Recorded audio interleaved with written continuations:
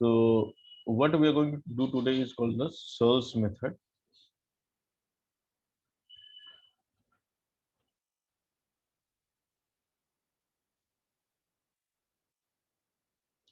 And this method is basically used to determine the Young's modulus of a solid material.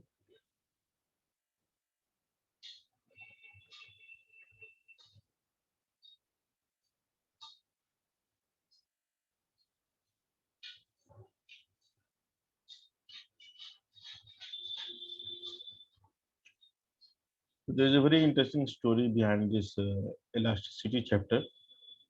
So it was never a chapter in physics, but uh, all the scientists in the past were searching for the meaning of light. So they were very much curious about light. What is light composed of? How it comes to Earth from sun? And much before the idea of atoms and all, or not atoms, you can say much before the idea of electromagnetism, light was assumed to be a wave, and in that era, the wave represents a wave in a medium like sound wave. So they were not aware of electromagnetic wave kind of thing in that era. So there was a scientist called Hans Christian Huygens, and he said that light is a wave. First of all, he said this light is a wave. And when he said light is a wave, then was a lot of controversy around the world, and he became almost suicidal because of the criticism he faced. Then he was told that if light is a wave, then there must be some medium between sun and earth. So, what is that medium? So, out of frustration, he just mentioned one medium, and he said this is called luminiferous ether. And because every medium will have some sort of elasticity, so all other scientists, most notably Robert Hooke, started working on this elastic behavior. And in the process to understand the elastic behavior and elasticity, which is a necessary condition for a wave to propagate in a medium, which you will come to know later on in wave and sound chapter. This entire chapter was developed. So Robert Hooke is the founder of the Royal Society of England, and because he was the pioneer in the field of elasticity, so we are going to learn something called Hooke's law in this chapter.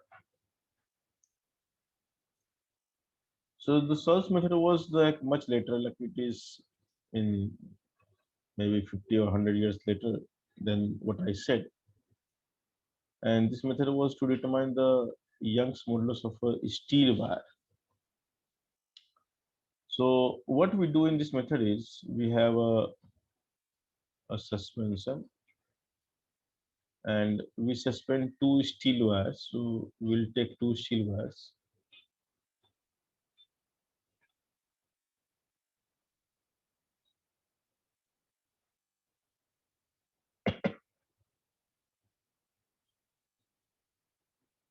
So we take the two identical steel wires, and because it is identical, so their length, their cross section area, everything remains same. Now, generally, steel bars are not as straight as I have drawn. So, to make it straight, we hang some heavy mass at the bottom so that they can be pulled down by gravity and keep it straight. But if you attach the mass to one wire, it will stretch the first wire, but it will not stretch the second wire. So, we put one more identical mass so that this is also stretched by same value, and that is why both wire will be still of same length. So we have now two wires of same length, of course slightly different from the previous case, but because of the symmetricity they are still same. So now what we do is,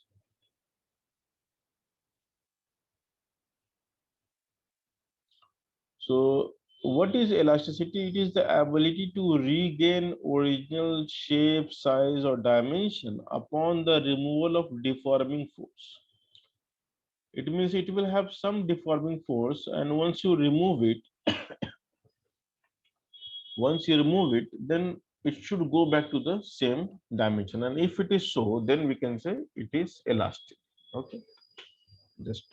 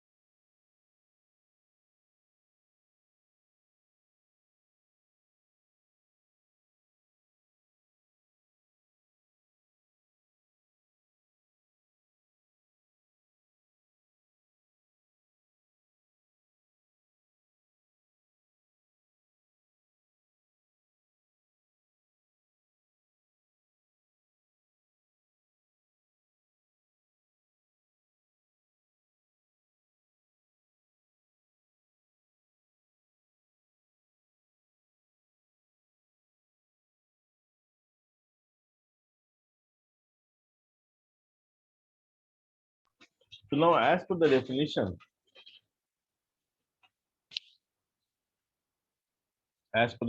since the elasticity is all about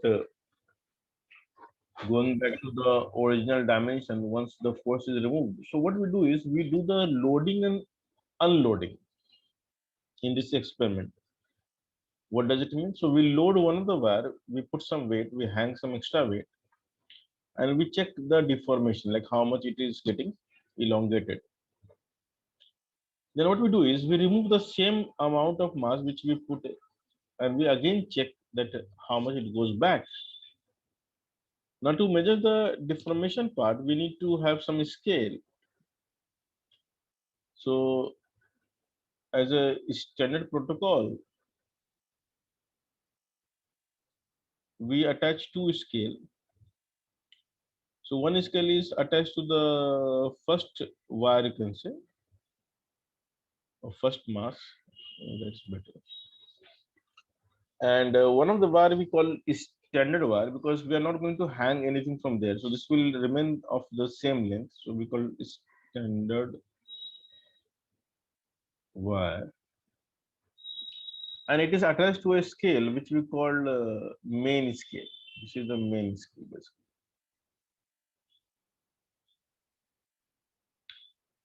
On the right hand side, we put a sliding scale because we are going to load and unload this mass. So this will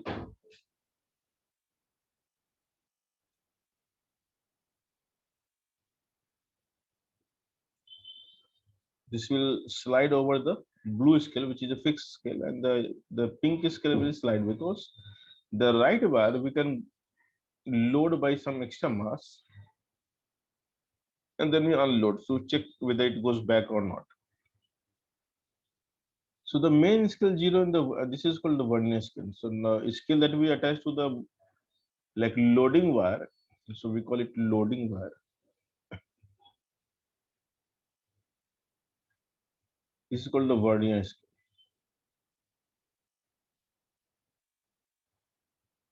So as you load, the vernier scale will move slightly, and by virtue of okay, I should have put like this because it will go down.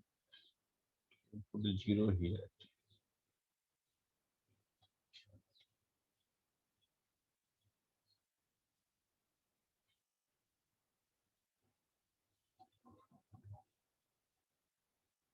So as you load, it will go down, and it will go down. So you can read the slightest movement on a vernier scale.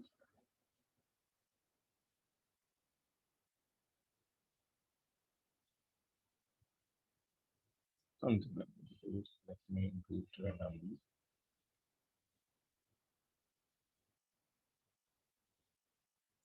So if you have studied the vernier scale and the vernier caliper, Yeah. you know that when you load, then the zero of the pink scale will go down and it will be somewhere between the 2 points. So we check for the other division on the vernier scale which is matching with the main scale somewhere, and that is how we take the reading. Anyway, so that's a different story which we have already studied.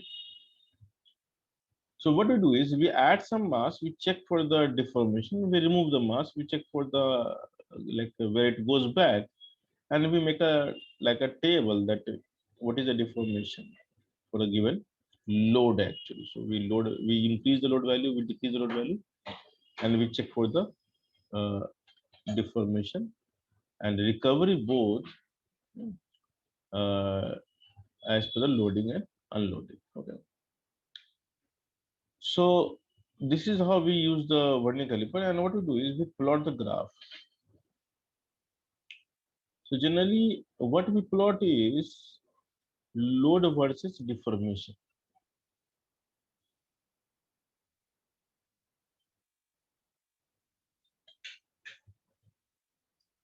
This is what we generally plot, but what we are going to do here is we are going to calibrate this diagram,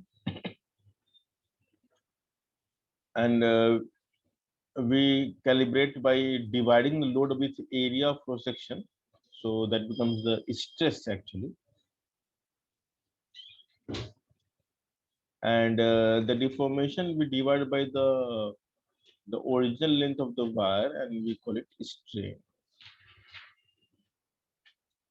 So what you measure is delta L, but we can calibrate the drawing by dividing by L, which is the, so I'll just call it capital, and because there's some symbolic things which you need to know. So L is the length of the standard wire, and the delta L is the slightest deformation caused by loading of the right wire, which is the loading wire. And the vernier caliper will show you fraction of a millimeter. So the overall length will not change much. The deformation is always in millimeter dimension, so that's always very small. And the load is the weight actually. So when I say load, it means the weight, which is mg, and where m is the total mass of the right wire, the loading wire, which could be m plus m dash and m double dash and m triple dash depending on the experimental position. And then you divide by the cross section area of the wire. So even if you cut a wire and if you look at the wire, it will have some cross section area, and the cross sectional radius we take r. R is equal to cross sectional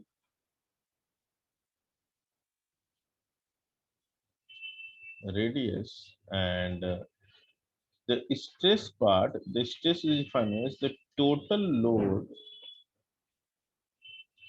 upon area of cross section, and therefore this will become, we always call the total load as mg, the total weight, and area we can write as pi r square. Now, generally, in case of measurement, we do not measure the radius. What we measure is the diameter. Okay. And because we use uh, the screw gauge to measure the diameter. If you remember, the screw gauge will have the jaws, and between the jaw you put the wire like this, the cross section of wire. So what you end up measuring is the diameter. You don't measure radius. Okay. Yes. Something like this. Okay. So this is the so we have a screw gauge which allows us to measure the cross-sectional diameter of the wire because it's very thin, and vernier caliper measures in millimeter, fraction of millimeter, which is maybe in the 0.1 place of decimal. But screw gauge can measure the hundredth of a millimeter, which is the second point of decimal. And generally, the thin wire will have a very small cross-sectional diameter, and therefore the answer will be like this. So you need to be aware of all these technical terms, and so the load value will have a better definition should be mg upon pi d square by 4. Okay. So the stress part you can write as 4 mg. Okay. So now the actual diagram or the graph is between the load and the strain. But what I'm saying is that the instead of load and strain, we have the stress, load and deformation. We have stress and strain graph, and we are going to plot this graph. So initially, when you put some load, you can see some deformation, and then when you remove it, you can see that it is 100% recovered because you go back to the original scale position, which means the recovery is 100%. So if you plot the graph for the, what we use is a steel wire,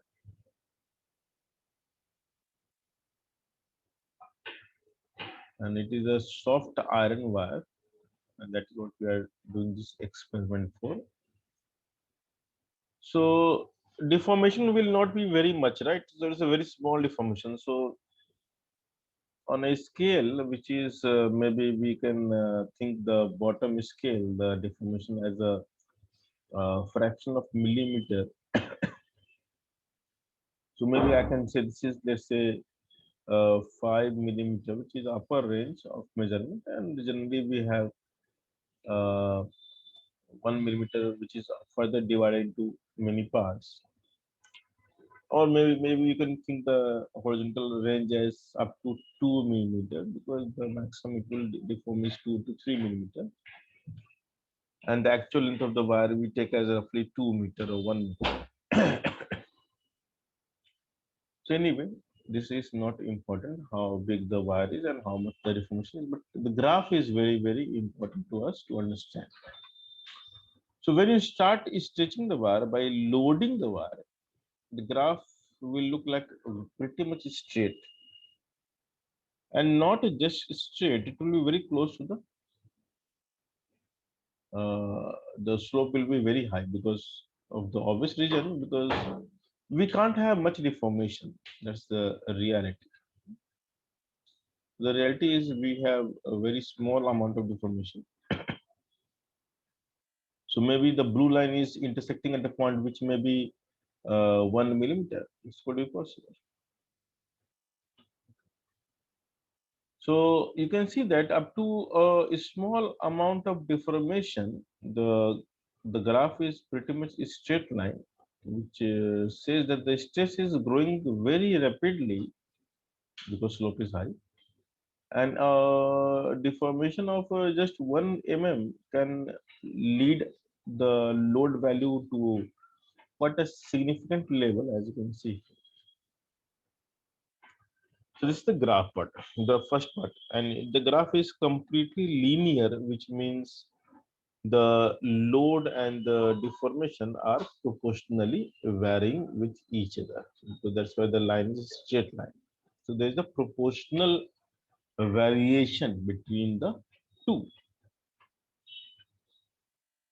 Now, beyond this point, things will change and the graph will become slightly curved. That's it. Now, the next takeaway is that the graph is slightly curved, but the deformation and the recovery is found to be again 100%. But this behavior is called the non-linear behavior or non-linear relationship between the load and the deformation, which means they will not vary proportionally, but still the recovery is 100%. So the tip of the blue line will let us know that that is the limit up to which the recovery can be 100%, and we call it elastic limit.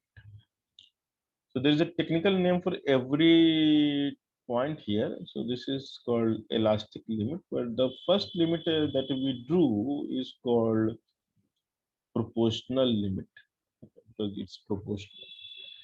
Now beyond this location, the recovery won't be 100%. So in fact, when you try to deform beyond that, it can go back. If you do the unloading part, then it will not go back to the same level as from where it got elongated, and some permanent deformation will be part of the wire. So that we call plastic region. So beyond this point, the wire will suddenly first will make a kink. Kink is like a small dip. You can think like a dip. And the kink is the end of recovery ability. So it means the kink is denoting that it will not recover at all. What does it mean? It means up to this point, the recovery will be having some value, but not exactly. And the moment you reach the kink, the recovery will be leading to zero. It means you can get deformed, but you cannot go back to the original length. So you lose the ability of regaining, that is, you lose the elastic ability. And now you enter to a region which is called plastic region. And the small pink, this range is where you start losing your elastic property quite rapidly, and almost uh, in a very small deformation value, you lose all of your elastic ability. So when you lose the elastic ability, what does it mean? That do you become something else? So that the definition, okay, it is a steel wire. So definitely it is a steel wire, but property wise, we have a quite a different steel. Okay, so now this steel is a different steel from the beginning steel. So now what happens is you start imbibing the deformation, permanent deformation, and you start going into the plastic or plasticity, plastic region of deformation. And when you enter the plastic region of deformation, then the graph will have a very different behavior. So beyond this point, uh, you deform and your stress grows very rapidly.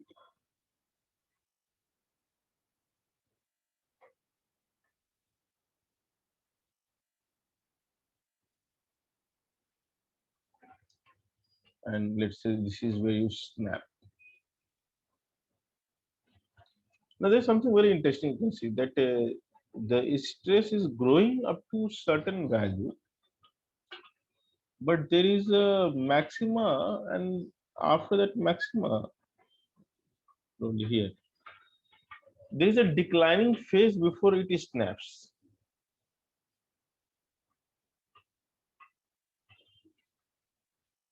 So why this happens? Why the load, the stress decreases? So now what happens?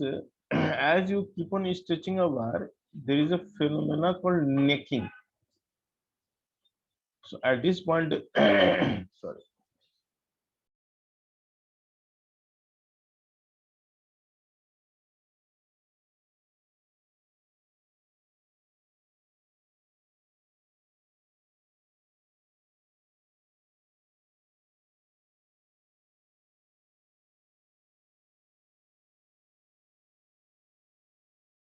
So,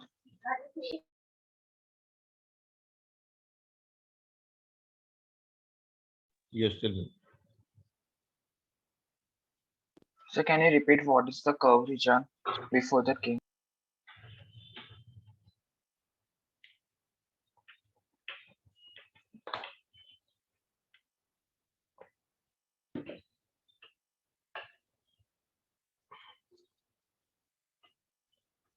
At the beginning of the pink region, you start losing the ability of elasticity. So now before that one. Before that means the blue region. Yes. Huh. The blue region is the region in which the recovery is 100%, but the relationship is non-linear. They don't vary proportionally. So it's a curve path. That's it. So when we have a straight line, then we say proportional variation of two variables. And when there is a curve, then we say it is not varying proportionally. So there is something non-linear relationship. You can think of quadratic relation. So any quadratic relation is not a linear, right? Yeah. So it's a curved relationship. You can say non-linear relationship. So, Now, yes. so for the pink part, it loses the elasticity. But then, what is happening during the pink part? So during the pink part, you recover partially. So let's say if I deform by 1 millimeter, then you recover maybe 0.2 millimeter, but not you're not getting going back to the 1 millimeter. So you're only recovering a fraction of it. And the moment you reach the kinky, the ability becomes zero. So you don't regain at all. So it means there's a partial recovery observed in that region. So in books, I mean, generally they omit that portion because that happens very rapidly. In a very small fraction of millimeter, it all happens. But if you zoom the graph, you can see some more detailed graph. Okay, so that is the part which I am trying to show. The pink region, which is the loss of elastic property. And once the pink region ends and the next region starts on the right, you enter the permanent deformation phase. And in the permanent deformation phase, the material undergoes a structural changes quite rapidly. So the lattice points are getting tilted, some breaking points are created,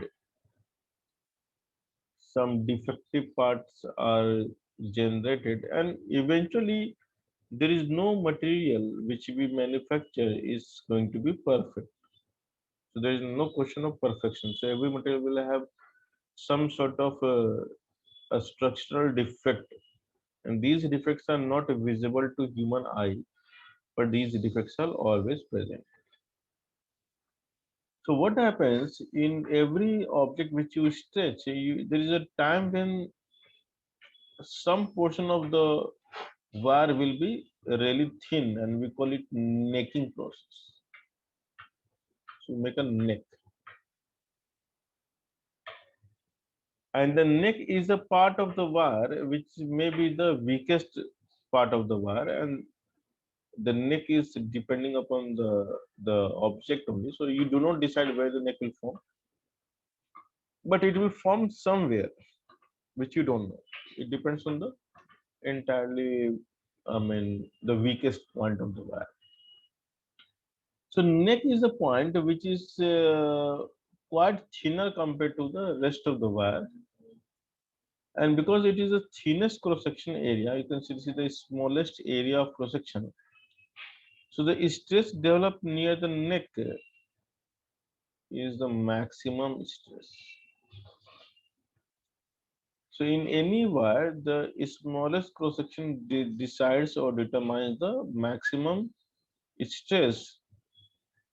And we always check for the maximum stress, that because it's maximum. So I mean, the breaking happens near the neck only. So this is called the maximum stress.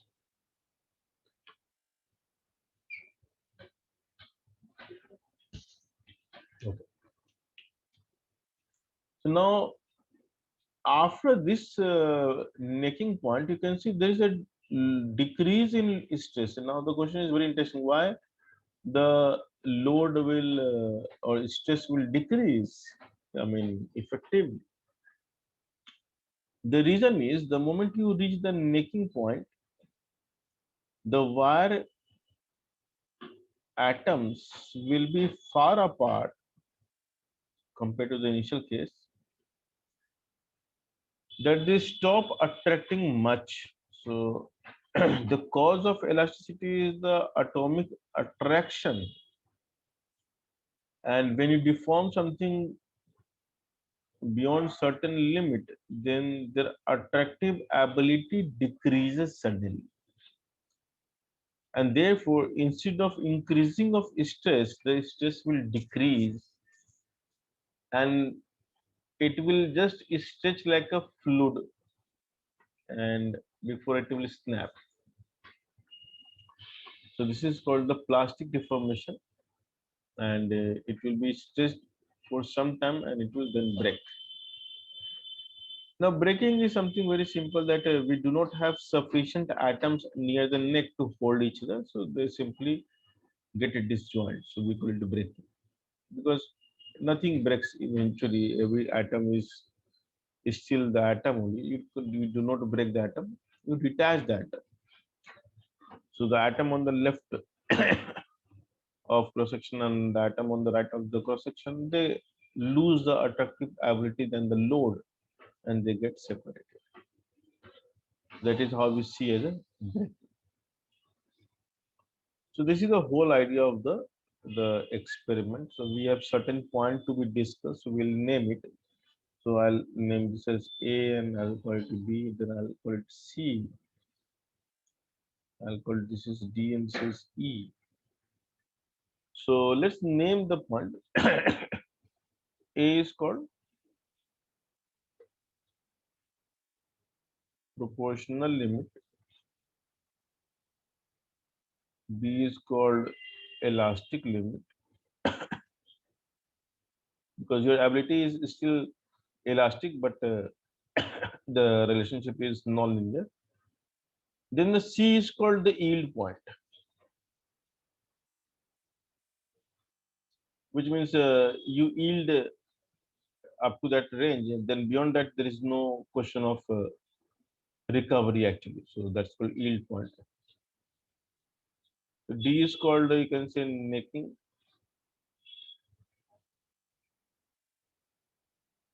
and necking decides the breaking stress.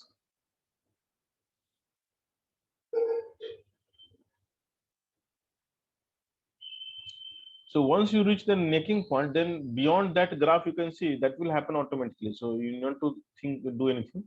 So you reach the necking, and if the force will persist for some more time, it will automatically stretch further and will break. So the E is the breaking point. So breaking point is a different point, but the breaking is decided at the D itself. It's not E actually.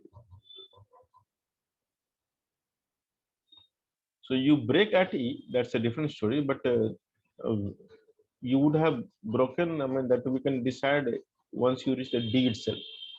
So the stress developed at D will decide whether it will break or not. So that's called the maximum stress that we can develop. And once the stress develop reaches the sigma max, breaking is for sure. So it is going to break for sure. So now the horizontal range, if you look at the horizontal range, like this range.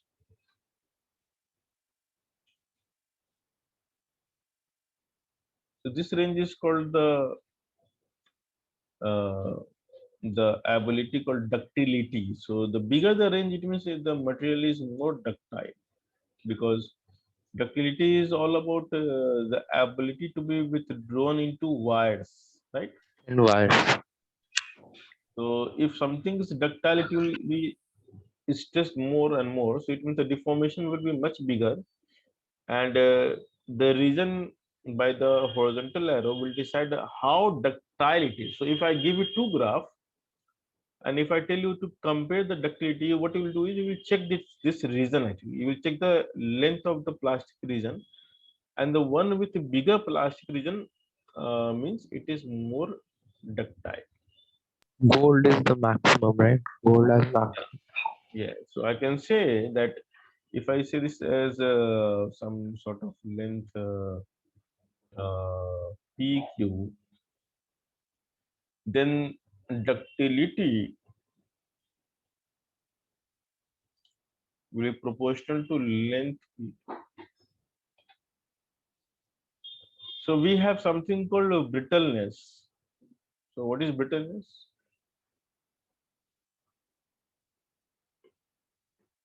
It is inversely proportional to length P. So it means if something is brittle, it will not stretch much and much, or it will try to stretch to break actually. So we say Brittle that, is the region where it snaps, right? yeah.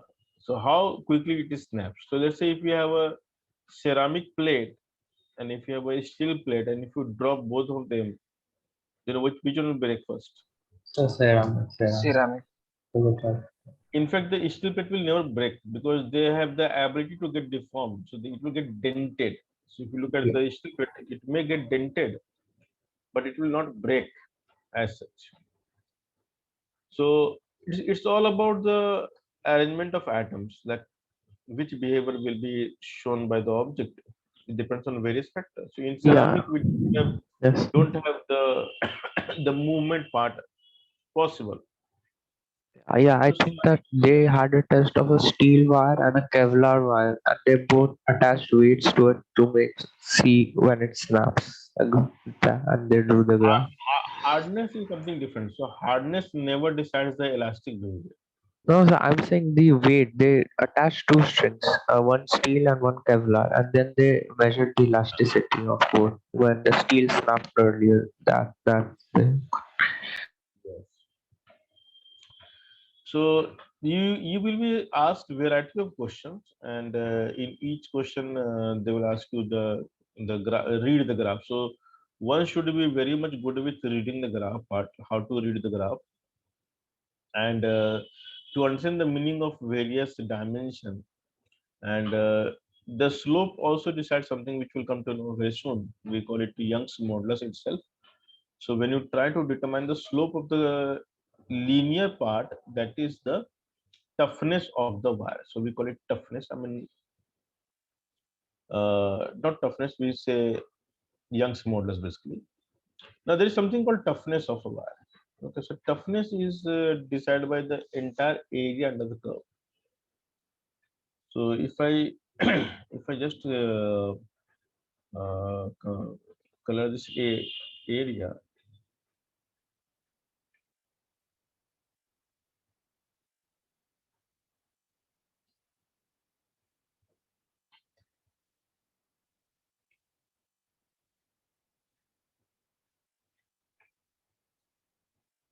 so if you remember the work energy theorem chapter, there was something called area under the force and displacement graph, right?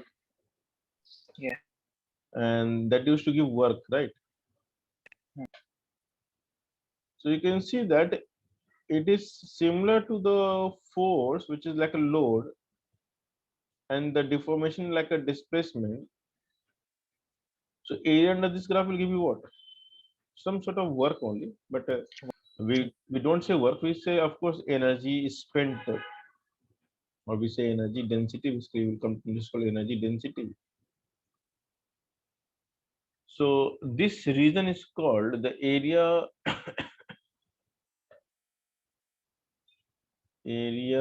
under curve gives toughness. So toughness means how much energy you need to spend in order to make it break. Okay, so to break the wire, how much energy you spend, and energy you spend means basically the work done, right? It's some sort of work done. Toughness is measured by the area under the stress strain graph. Okay, so that is the toughness concept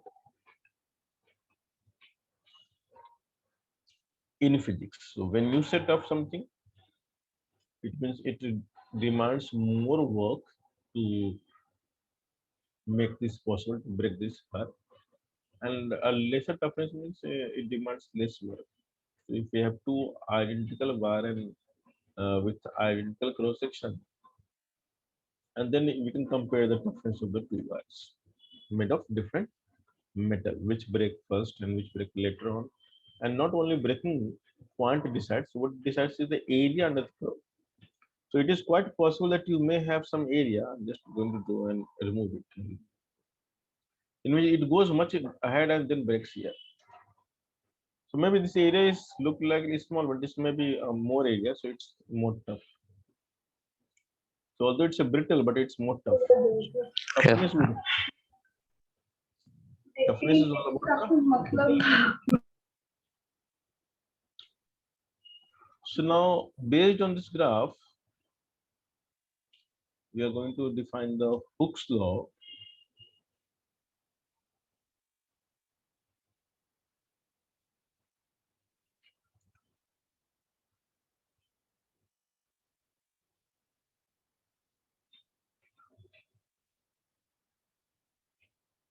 So the Hooke's law in the honor of Sir Robert Hooke and the founder of the Royal Society of England.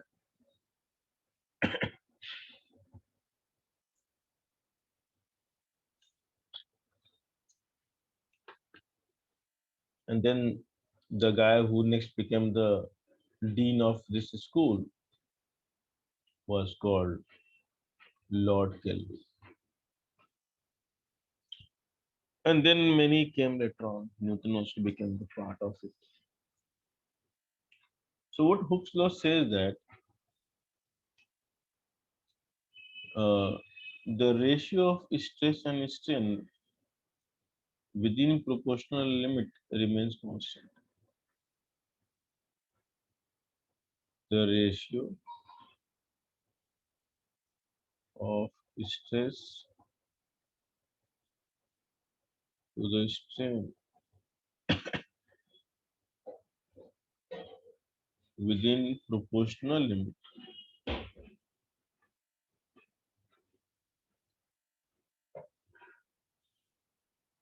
remains constant, and it represents the characteristic of material.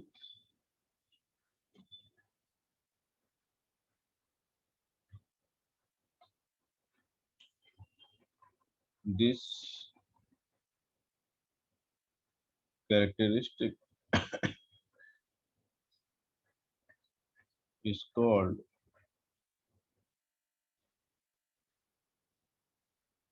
modulus of elasticity.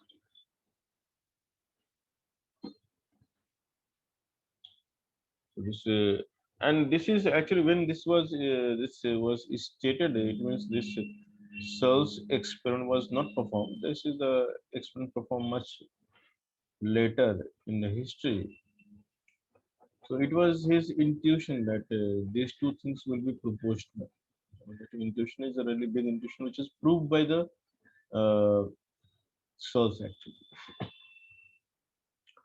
And this chapter is mostly experimental. So all the laws or the concept in this chapter is based on some experiment. So this is purely experimental chapter, and this is the backbone of the civil engineering or any, as I discussed in the very beginning. That when it comes to the infrastructure, the first thing we determine is the elastic behavior of materials.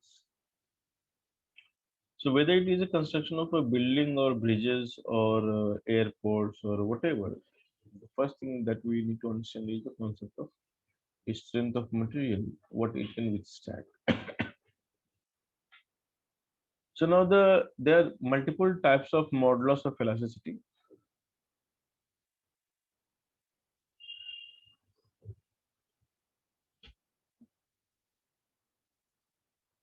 So we have the first is the Young's modulus.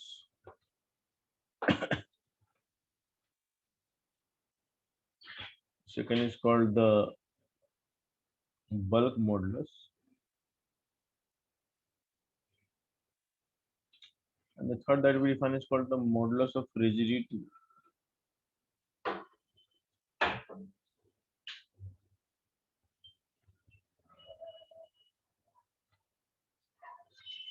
So these three modulus we have to study, and there is a symbolic notation for all. So we have Y for Young's, for bulk we use generally B, but in some book they use K.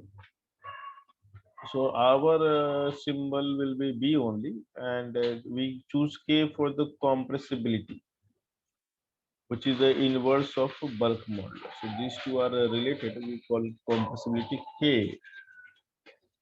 And the modulus of rigidity we use eta as symbol. In some book they use G or gamma for this particular symbol. We will keep it eta.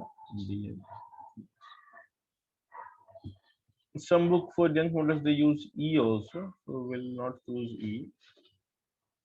So we'll stick the symbol as Y for Young's and B for bulk and eta for modulus of rigidity. In Iroda we will see G as symbol. Some book also use gamma as a symbol for modulus of rigidity. So we'll keep the symbol in check and we'll continue with the same notational use no matter which book we are solving.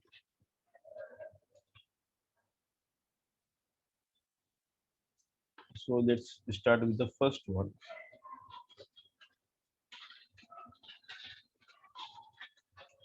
So So bulk what modulus is beta or B? B for Bombay.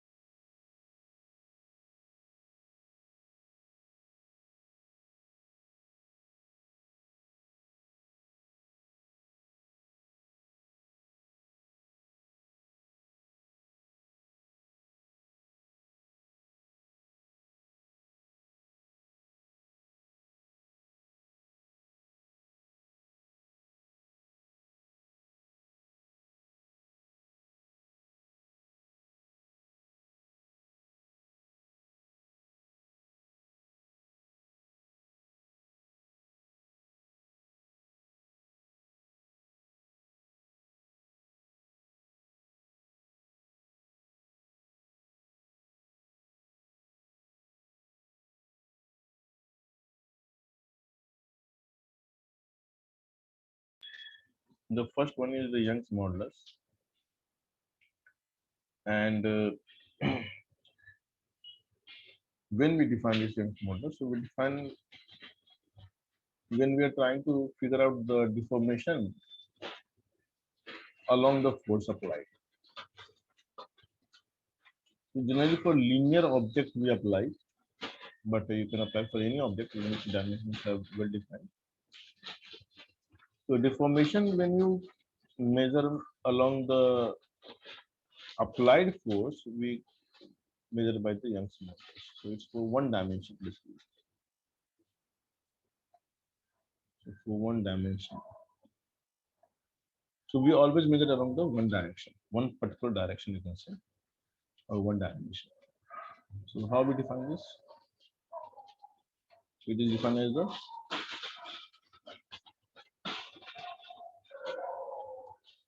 how we define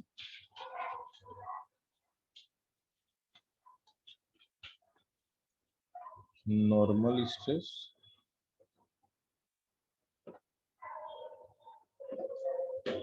and divided by longitudinal stress.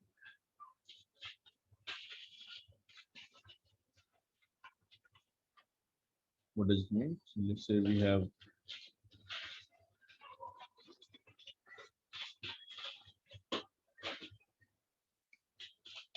a cylinder or any wire,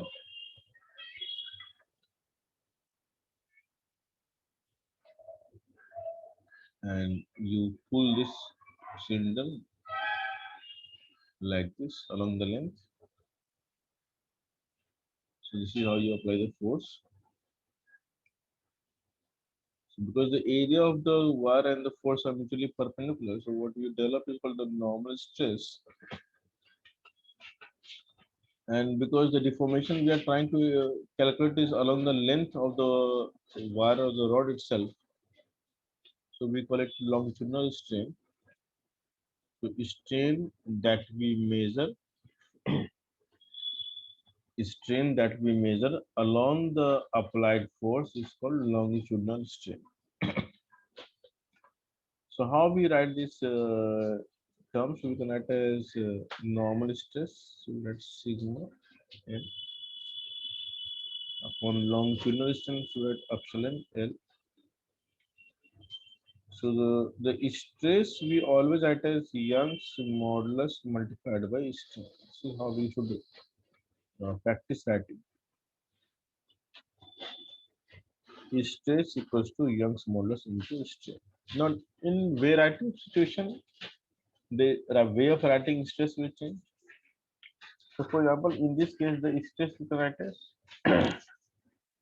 F upon area. This may be, let's say, the area is A. If you give the radius, so you may write this as F upon pi r square. If you give diameter, you may write as pi d square by 4. So it all depends on the situation. Now, if instead of applying a force F, you may hang something from the wire. So if you have a wire which you load with some mass, then the gravity will create the load actually. So the F will come from gravity, mg. So over the cross section of the wire, if you look here, the force pulling down is mg actually, correct? Again, and if the cross sectional radius is r, then stress in this case we can attach mg upon pi r square. But it could be anything. I mean, we don't know. So let's say if you have a So we take tension, or pardon, do we take tension? so tension is equal to mg only, na? Huh. Yeah. So we do take tension, but in this case, the tension is equals to mg because it's in equilibrium. So the next example will demonstrate the same. So imagine if we have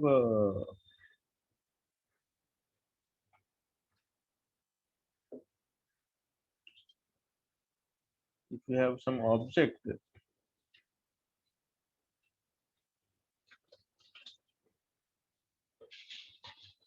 So maybe we have a rod which is being pulled by the force F,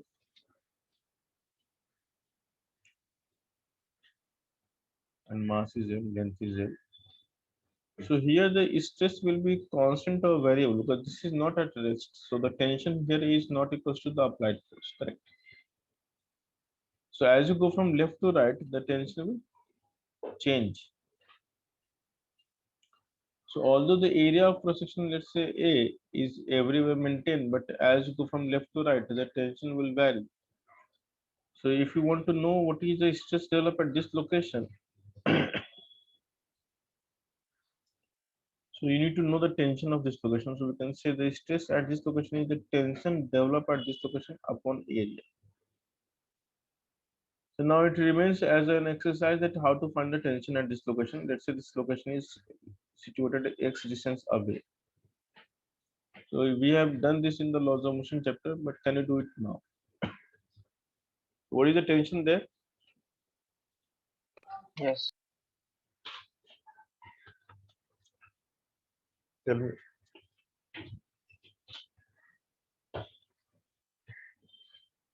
So the area that we are considering, which area is it? Cross section area along the length. If you check cross section area, we check.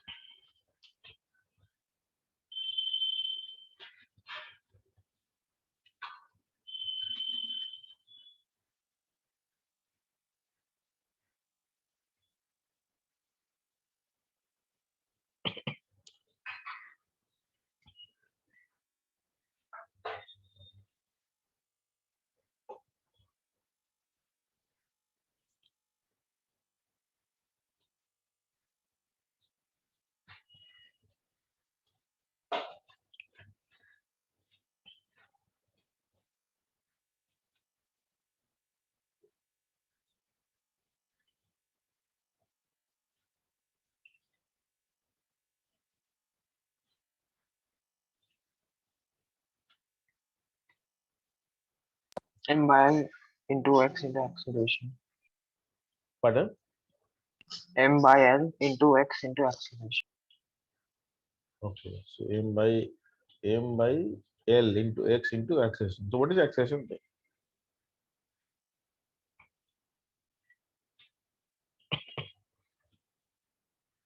So what is the value of acceleration? F by capital M. So you have to substitute the value and what will get there? Fx by L. So the Yes, tension Fx by develop, yeah. So the tension develop will be Fx by L. Yeah, that's correct. So now stress is always determined by the force developed at a given cross section, which may be same throughout the body, which may be variable throughout the body. You need to be very careful that how to find it. And if it is having one value for one cross section and different value for another cross section, it means it's a variable. So you need to be expressing it in terms of some variable so that it can be integrated or differentiated as and when required. So it is not always the same. So let's say if you have a, a rod which is having some mass, so it is suspended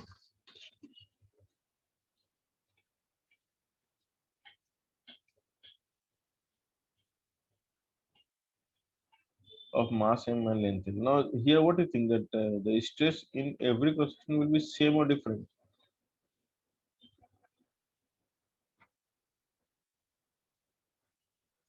And if you think that it's different, then can you find the answer at a height y from the bottom?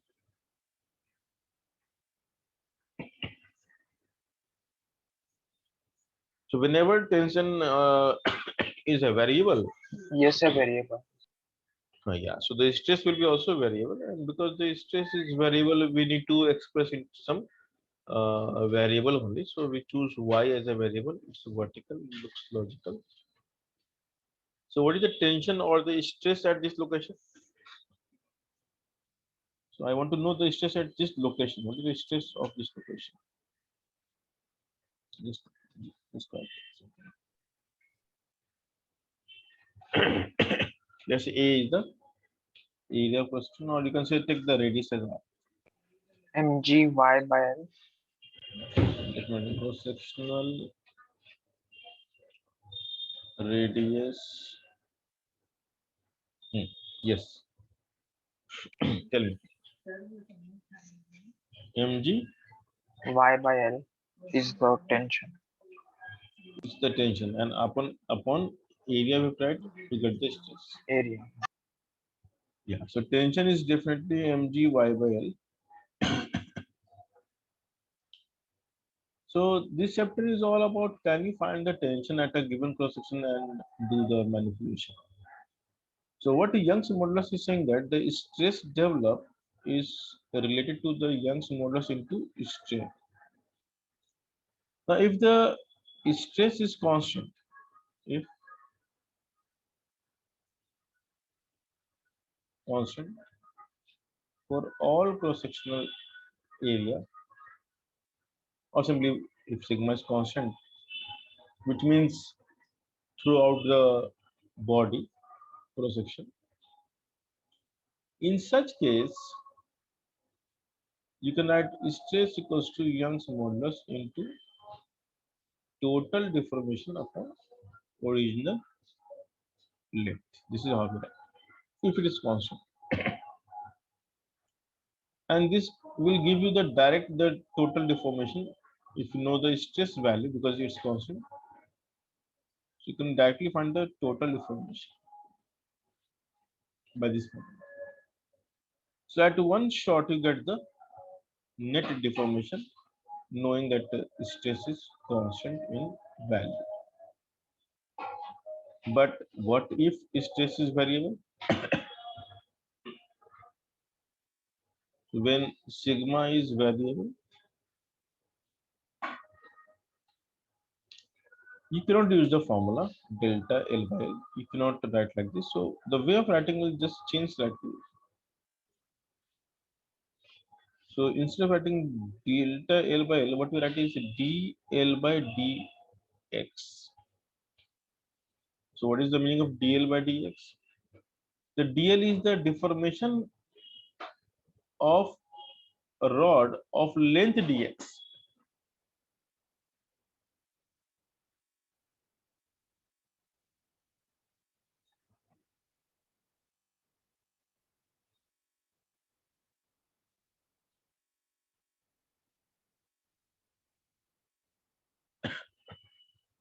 What does it mean? That if I choose a small part of A here, if I choose the rod here,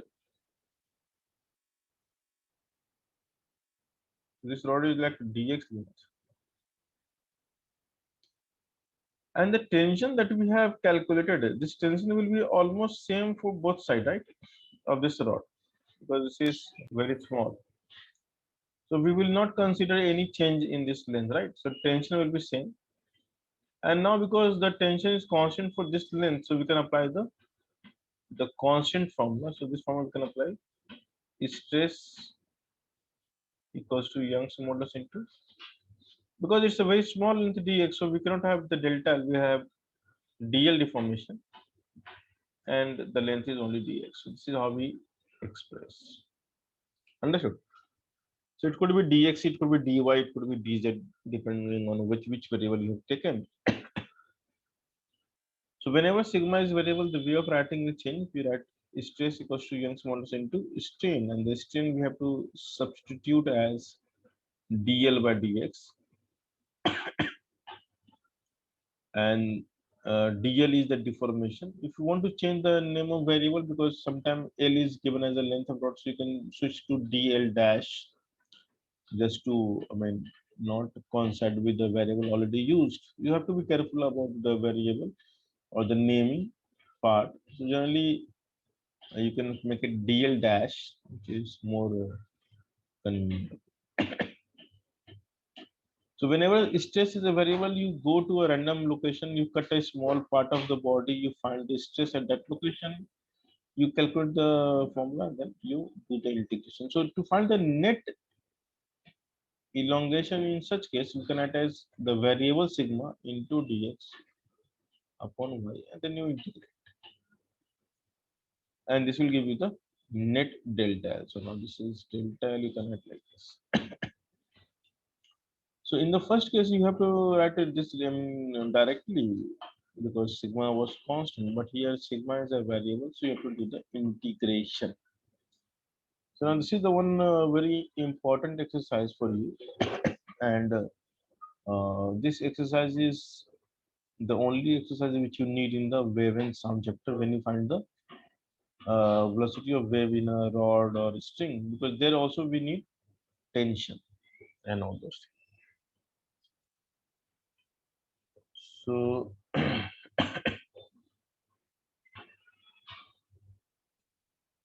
what we are going to do is we are going to solve few numericals in which we'll calculate the deformation for the object. Okay. So let's do this problem.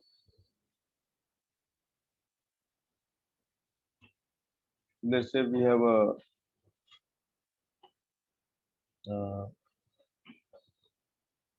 simple rod, let's say, and it is attached to a mass small m. This length is let's say L, and the area of cross section is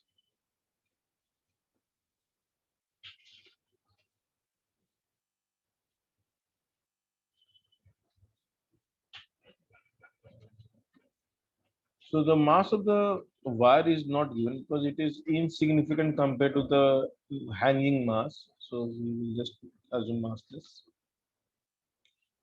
So now the question is how much is the deformation here?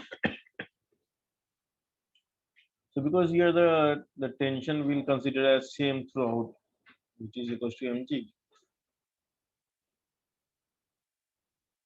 So we can say this is the question of constant stress, and so we can directly write the answer. The delta will be sigma. How much was this? Sigma L/Y, right?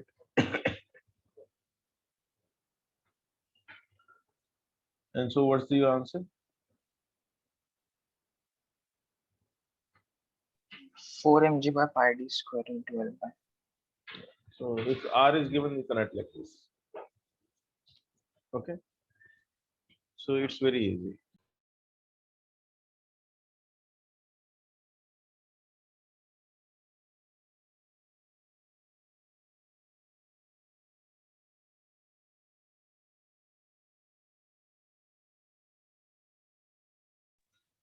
But if I give you the question like this, the question is we have a rod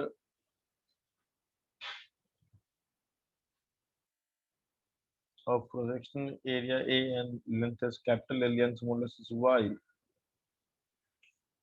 So find elongation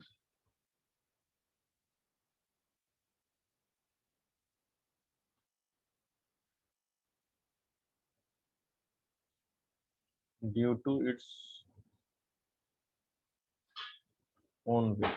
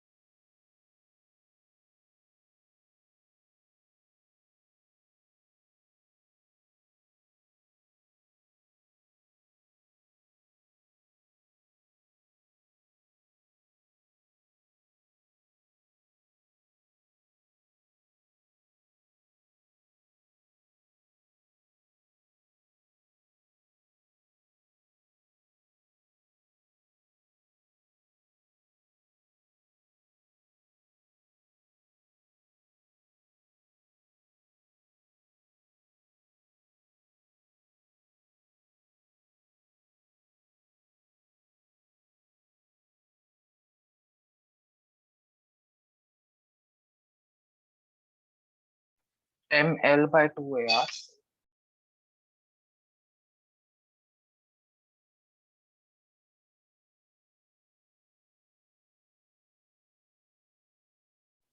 How much? ML by 2AR. ML or MGL? Sorry, MGL by 2AR. Yeah. 2AR. Yeah, that's the right answer. It's MGL by 2AY. And can you do the same for the accelerating rod?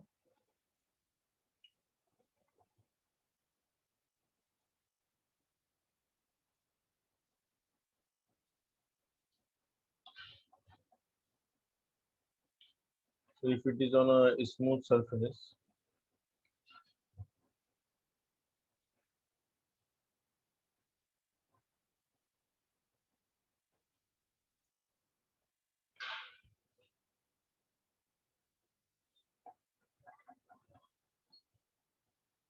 so now in this case,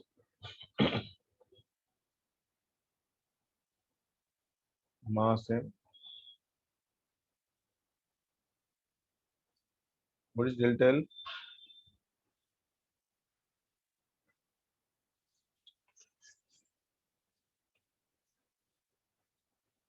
So it's F again by 2. Oh, sorry. F by 2 Just into. sir, can you flip the previous screen? The one previous. Yeah, yeah. Then I saved it. Yes.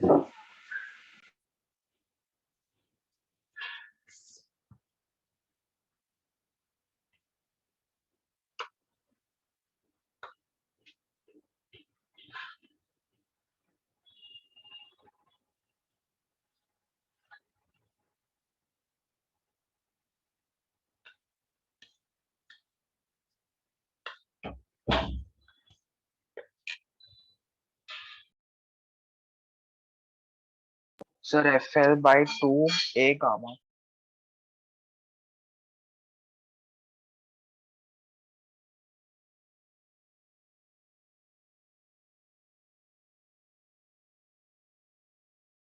So that is Y or gamma.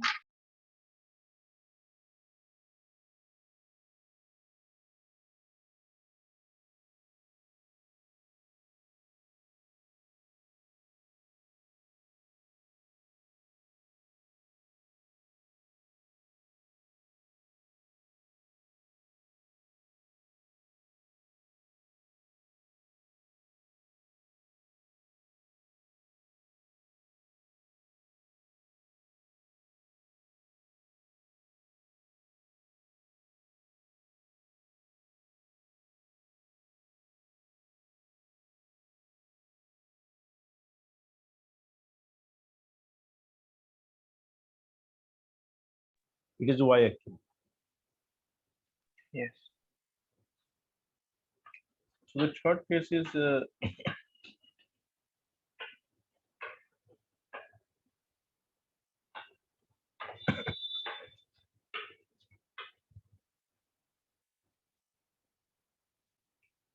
So can you show how did we do the last one? same method. Delta L equals to integration of stress dx by y, right? What is stress here? Fx by, let's go from here. So stress is F by, I mean Fx by L is the tension. Tension Yeah, upon a trace stress into y into dx. From where to where? 0 to L. This is what's capital L. So what do L. you get the answer?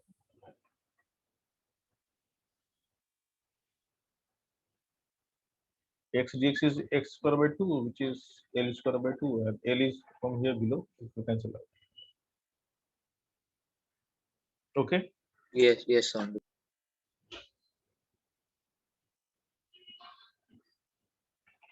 So you can do it for a variety of cases. So let's say if I give you a situation like rotating rod. So we have a rod which is rotated from the end. Now this is a question of sublimation of mass m, length L, area A, cross section and length modulus y. So as you go from left to right, tension will increase or decrease.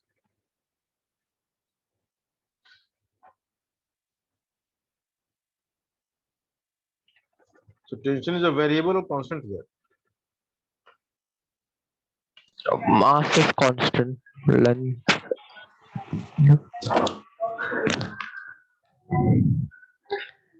Mass and length will change, of course, because if there's deformation, then length will change.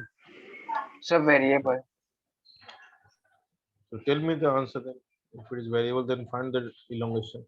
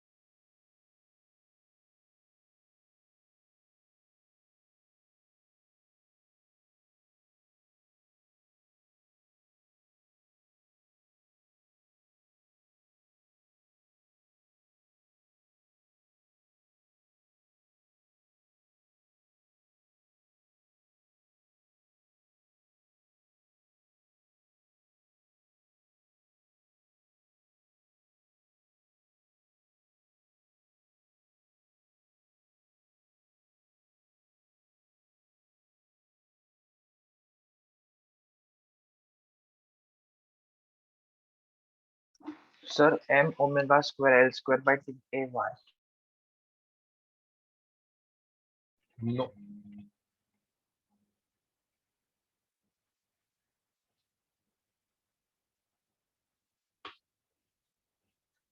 What is the value of tension as a function of x from the axis? Tell me.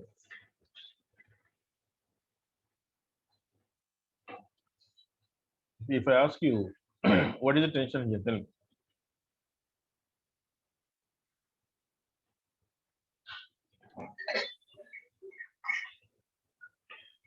M omega square x.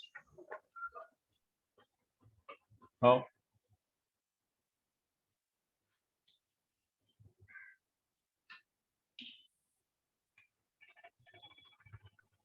Sir, it will be m omega square xy. No. So it's not easy. Because the object which you are trying to turn is a rod. It's not a particle. You cannot write m omega square x. So the tension is this tension developed. Let's say if I do the ability of the back side, this is how much? L minus x. So this tension is turning this rod of length L minus x in a circle, and for object like a body, we take the center mass. The center mass is turning in which radius? So the radius of center mass is how much? L by 2. No, it is x plus L minus x by 2, which is basically L plus x by 2. So the force is creating the acceleration m, which is m by L into L minus x, is the mass omega square r, and r is the radius of center mass, which is L plus x by 2. So the tension is basically here m by L to L square minus x. This is one of the method. We have another method.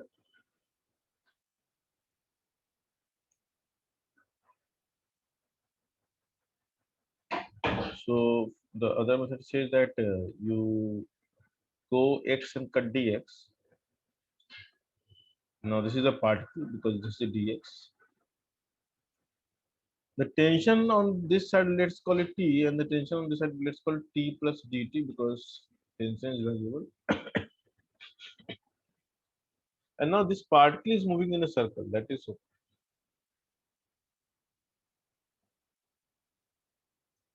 And this radius of circle is x, because I have taken this particle at a distance x. And now from the concept of circular motion, what is the net force towards center?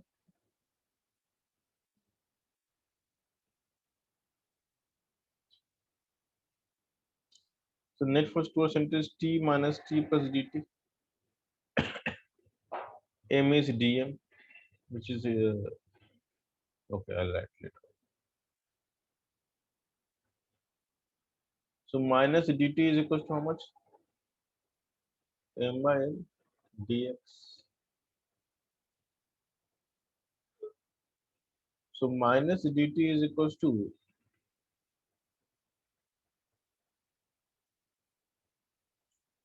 we integrate. But this is interesting integration.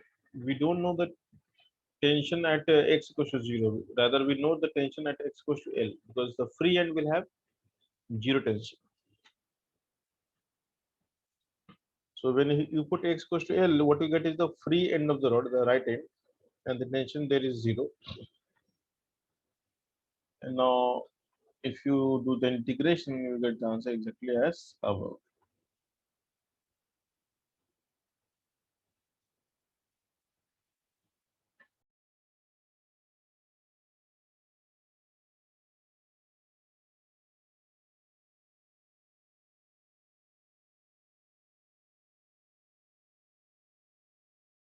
So I didn't understood why the velocity will be variable. Sorry, tension will be variable. Because as you go from the left to right, the okay, The rod which you are pulling in a circular motion is lesser and lesser, right? So imagine when you were a small kid and your father used to, hold you by hand and giving you a circular motion, if you can remember. Yes, sir. So where you feel more tension, on your foot or on your hand, where your dad is holding? Think about it. Do you feel any tension in the toe or your hand? Your hand. Of course. So it means near the axis we have maximum tension. As we go away from the axis, tension will decrease or increase. Decrease. So when you go to the end of the rod, it is not pulling anything towards center, right? Yes, sir. So there is no mass which is being pulled towards center. That's why there is no tension actually. So near the axis, the entire rod is being pulled towards center. So the tension is maximum. So but as you go away from the axis, then we are pulling lesser and lesser mass, so we have less tension. That's it. Yes, sir, understood. So can you explain the method one again?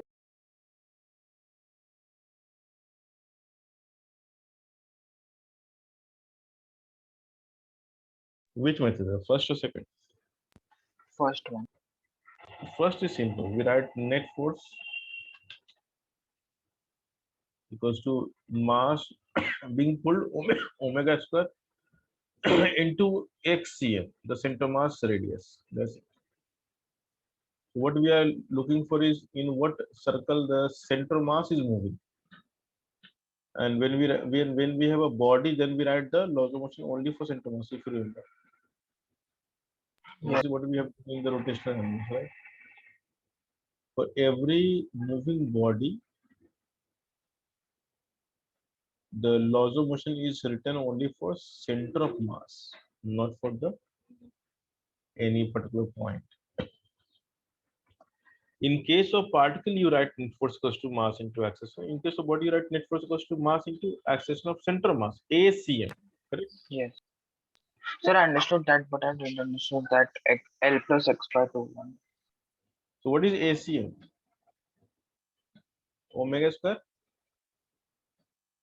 R. No? What is R? So how far is the center mass? No? So from here, how far is center mass? Check. This is center mass here. This is L by Yes. L minus. So this is how much? L minus X by 2. So how much is this? This is X. No? So, but why can't we directly take L by 2? Pardon? Why can't we take L by 2 directly? Because you're writing the laws of motion only for this part, not for the rod entire. Okay. That is right. So now once you know the tension, which is a formula like this, can you find the net deformation by virtue of rotation? What is delta L now? Tell me.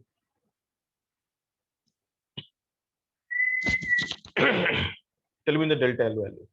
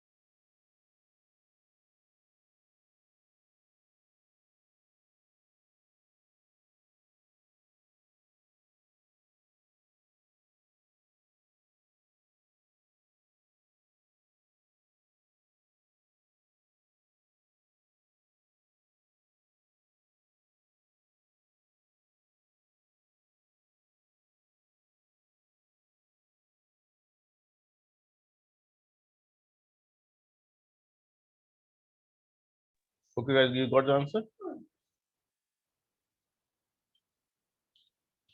I think no one is getting an answer. Look at this. So we have tension. Okay, so what we are supposed to write is sigma. Let's take x dx and by y. And sigma you can write as T by A, na?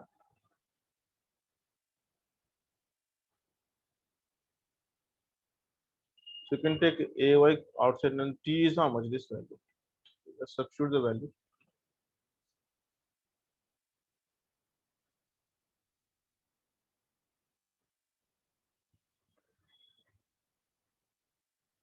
So the deformation we get here is m omega square by 2l. I think 2l. Just confirm. 2 L is the answer. So T by A dx by we have the answer.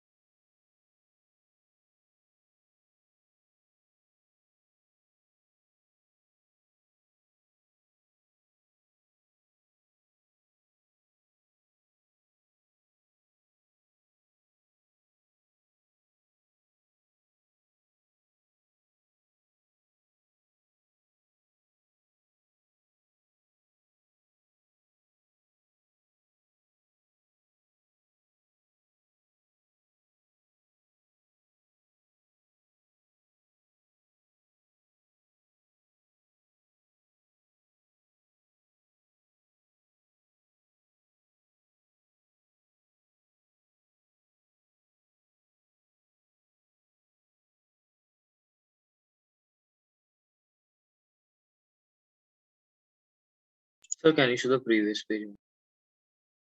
Yeah, look at this.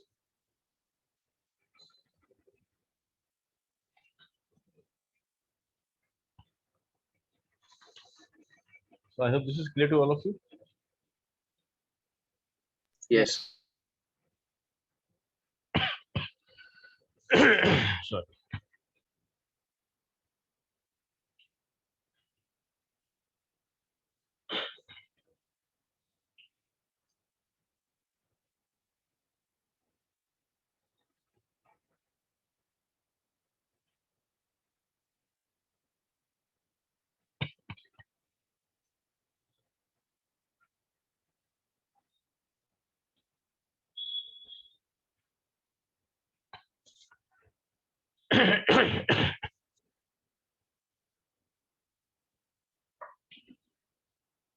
Okay.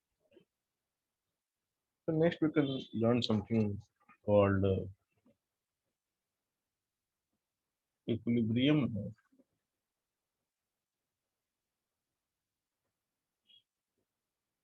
composite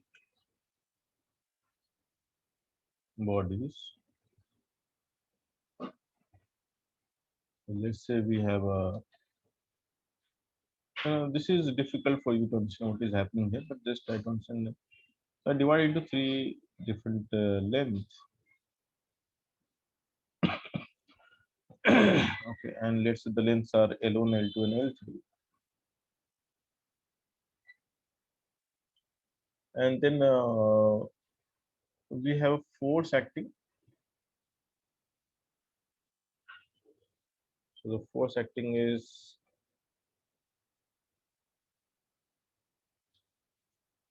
let's say 50 Newton this side,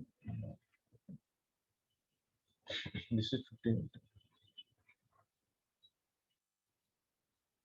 And we have another force acting here. This is something weird for you. So at every cross section, we have some force represented. And this is, let's say, 5 Newton. Or this is, let's say, 50 kilonewton. But I'll make it kilonewton. Everything is kilonewton. And this is being pulled. Now this cross section area is pushed.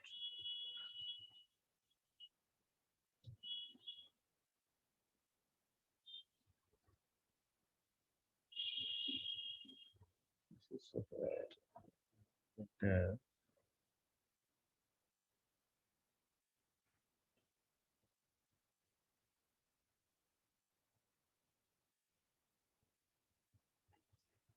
This is 10 Newton. And how much I need here?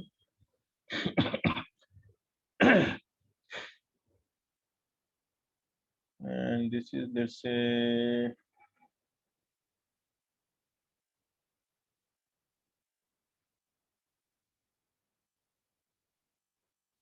45 kilonewton. Sorry. This is 20 kilonewton.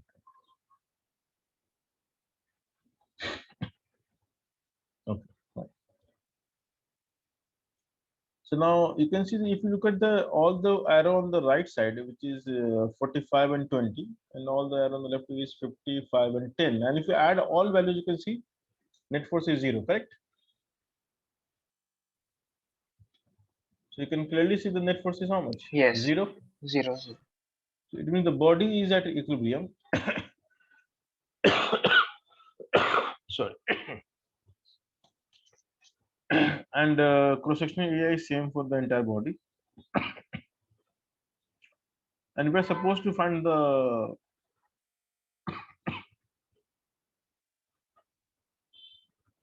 net elongation of the system.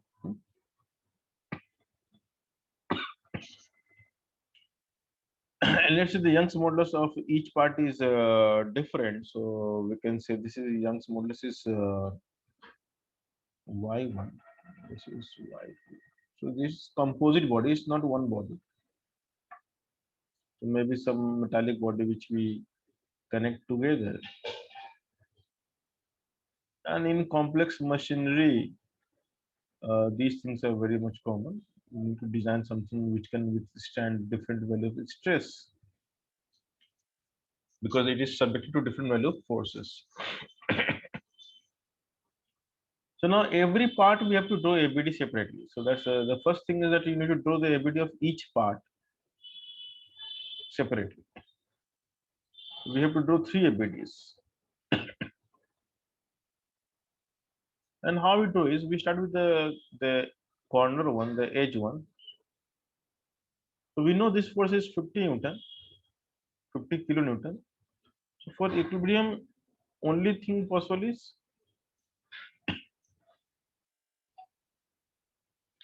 so it means if 50 is towards left, the 50 must be right, then only it is going to balance it, isn't it? Okay. Now what you can see that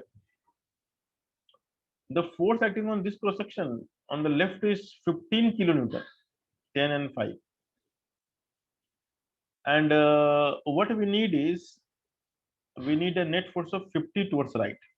That is how it is possible. It is only possible when the force is how much? 65, correct? So in a way, the force developed on this cross section is 65 towards the right. And because 65 is towards the right, so the net become 50 on the left wall. This wall is like a wall. So how can you repeat it? Yes, because we need net. We see this is 50, so to balance we need 50 here. Okay. Yes. But how much we have? 15 left. So how much you must develop here to make it 50? 65, no? 65. So that is the resultant is 50. So what we represent is the resultant value, not the individual value. So we will not draw that, and that's okay. Anyway, come to this part. 20 kilonewton, the Y3. So to balance this, we need how much force? Just 20. Okay. So we need 20 left. How much we have right? So we have right 45. So to create 20 left, how much force we must apply? So the sum of the force on the two wall must 65. be equal to, see, the sum of the two wall must be equal to 45. So if it is 20, then this must be, because the sum will be towards the right 45, correct? If you add these two, you will get 45 right, which is the net force on this wall. Understood?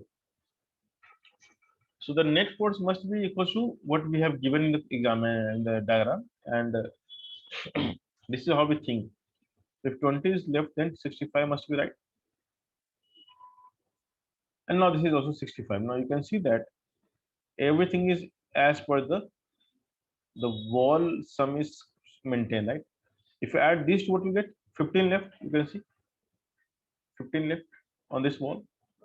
And if you add these two, what you get? You get 45, right? Which is on this wall. So every wall we are maintaining the force like this. Now this is a ABD. This is the actual ABD which we are looking for. This. Yeah. So now this will have 65.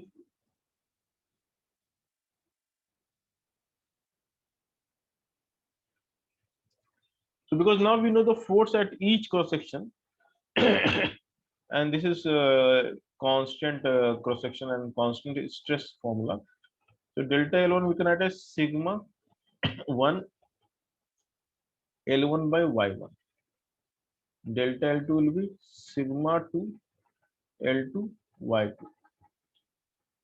Delta L3 will be sigma 3 L3 Y3. And what is sigma 1? If you want to write, is 50 kilonewton by area, which is same for all.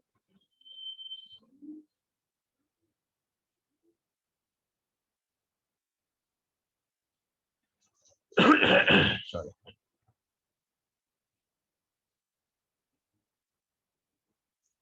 So this kind of question generally comes in the engineering first year, but maybe somewhere it may be asked. You should know this. So let's do some more different problem.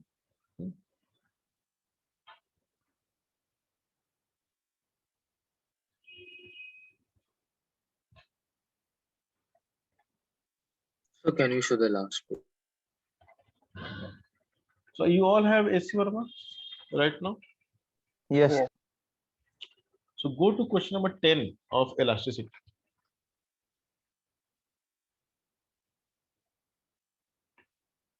So there is a question of circular motion, I think, maybe 10, 11 somewhere. Let's go and check. Meanwhile, I need to search my server. I think I got it. So in the chapter of elasticity, which is page Sir, number, in the worked out example or exercise. no, it says some mechanical properties of matter, page number 300. Huh. Question number 10. Yeah, question number 10 is there. So solve question number 10. That's it. Sphere 1, sphere of mass 20. Yeah, correct.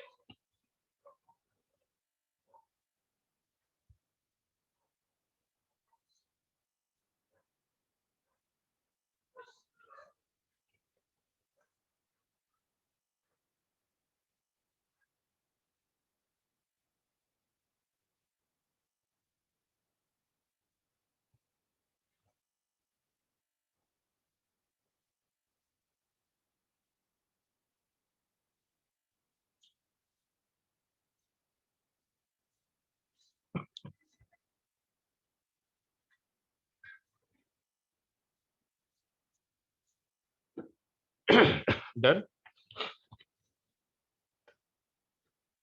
So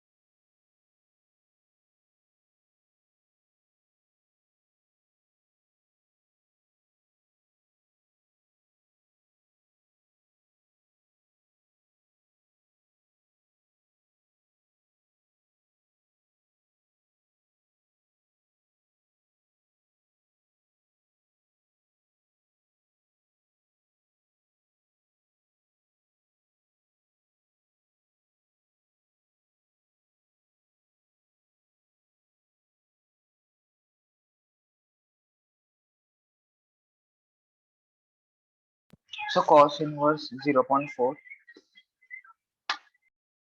done, guys. cos inverse 0.4. Check the answer. I think your book you can see the answer. Sir, it's given in degree. Okay, it's given, no? So you got the answer. You meant to say So no, it's given in degree. degree. Okay, okay. Okay. So cos inverse, you got 0.4, no? 0.4. So let me tell you the answer. Inverse cos 2.4. It's a roughly 66.42 degree. Check 66.42. What is the degree So here? it's 36.4. 36.4. It's 66. So maybe it should be sine inverse, maybe. Something else. 0.4. No, it's not that also. So I can you think give 5 minutes more? yeah. I think this is 0.6 maybe. No, this is not. Try this out.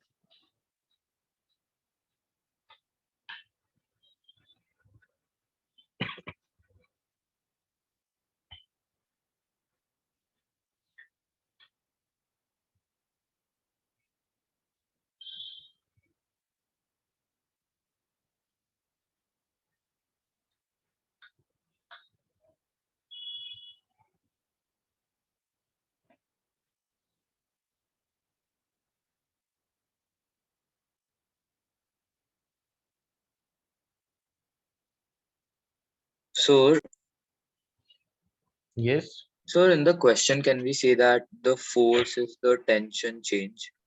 Yeah, correct. Because the initially it is already balancing the weight. Yeah. So the mv square by r is the extra force that will create the extra tension, extra elongation. So you have to take the mv square by r as the net force, and that will create the elongation equals to the gap between the sphere and the floor. The clearance given should be your elongation. So you have to think of what is mv square by r, which can create that, which can merge that gap, and from there you can get the angle of deviation. Because to find the velocity, you're going to use the energy conservation. So mg1 minus mgl1 minus cos theta equals to half mv square, right?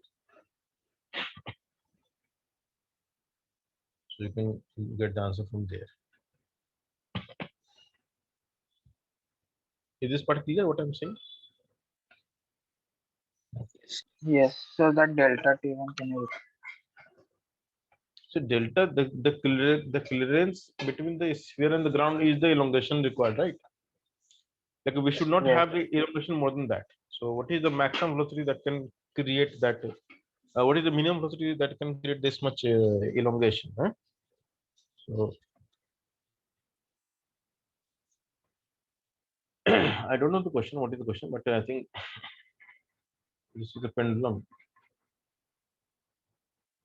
and there is some clearance, Yeah, right? sir, I got uh, theta is No. 66 point. What is answer given? 36. 36.4 degree.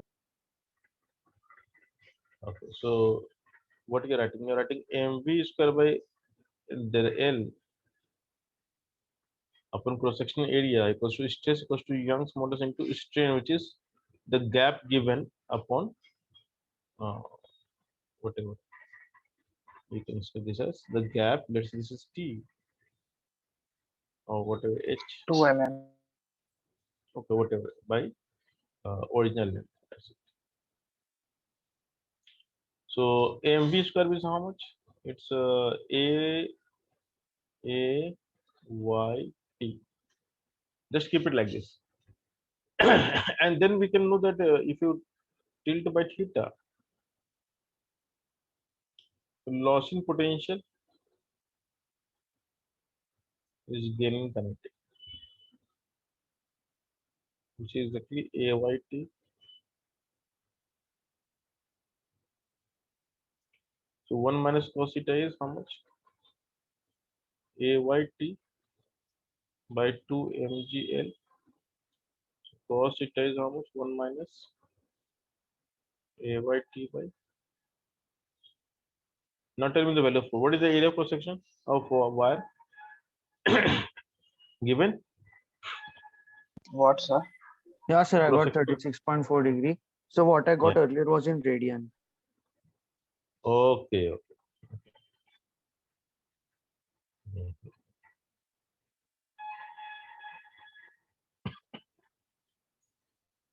So what is the area of cross section of wire given in the question?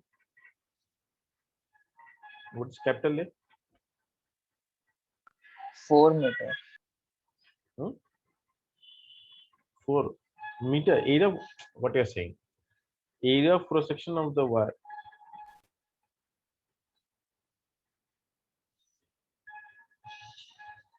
Sir, they have given diameter 1 millimeter. Okay, so you can find the area. Huh?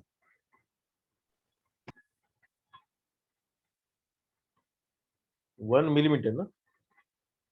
Yes, sir. Yeah.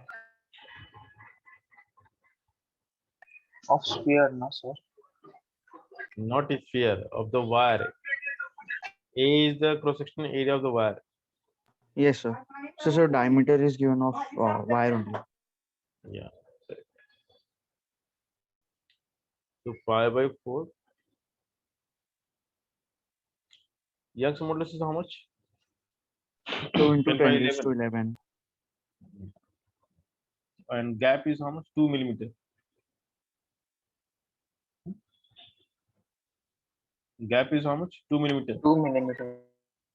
Mass is 20 kg. Yes, G is but 9. Length of wire is 4 meters. so now this is calculation you have to do. This is roughly how much? 2 to the 4 cancel, and pi by 2 is okay, fine. This is somewhere you can get the answer. This is 100 pi, so 100 pi, and this is roughly 20, 40, 160 into 9.8. So what I'll do is I'll keep it okay, 1 minus this will be. I'm doing this calculation. 31.4 upon 16 into 9.8, roughly 2 times, and this is roughly 10 to 0.2, roughly 0.2 meters. Yeah. So 0.8, cos theta is 0.8 then. Close to, and this is 4 by 5, so this is roughly 37 degree. That's it. Sir, The I have answer one is question. yes. Sir, NG is also acting, right? Pardon? MG is also acting. So mg is there, no? Okay, mg is acting. So okay, but that is balanced by the initial tension. No? So the initial length is as per the tension already developed. So what is extra force you're developing? NG is too high. Understood? So the changing tension matters, not the initial value. What matters is what additional force you are creating, because the additional force will create the additional elongation. Understood? The Yes, sir. gap between the sphere and the floor was already maintained with the tension equals to mg only. So that is why we haven't taken into consideration. So in case of deformation, we look for the extra force, not the. So if we know that the gap was already there with the tension, right? So mg was there already, no? So it was Huh, not sir. merging the gap. So who will merge the gap? So it's something extra more than that. Okay. So let's solve this question now.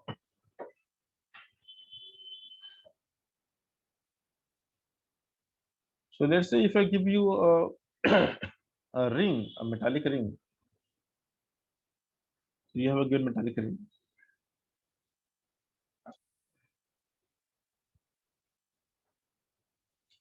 And if this ring is given angular velocity omega now, so radius is r, and the cross section cross sectional view of the ring, if you cut a part of it, And if you look at by expanding, it will look like a cylinder with some area of cross section.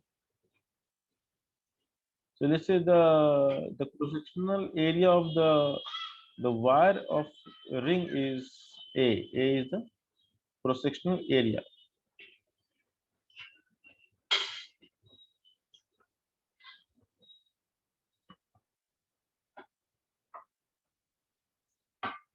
And let's say sigma naught is the breaking stress.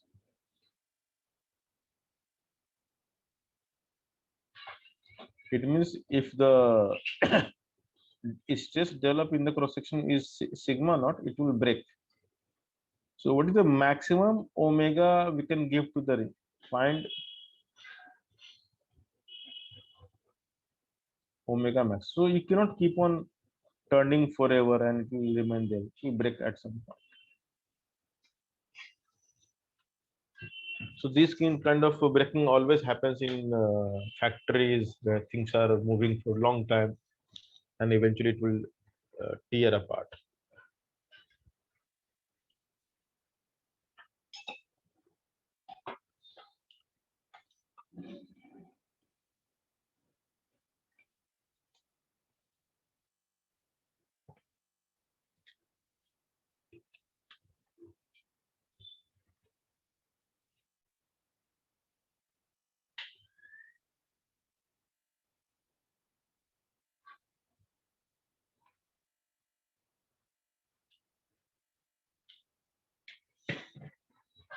So question is clear to all of you? Yes. Yes, sir.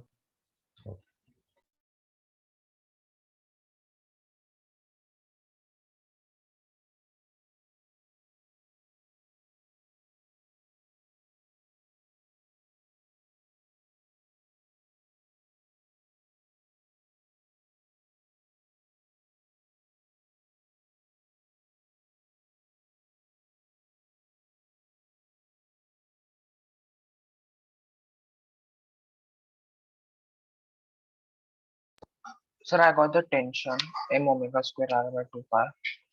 Then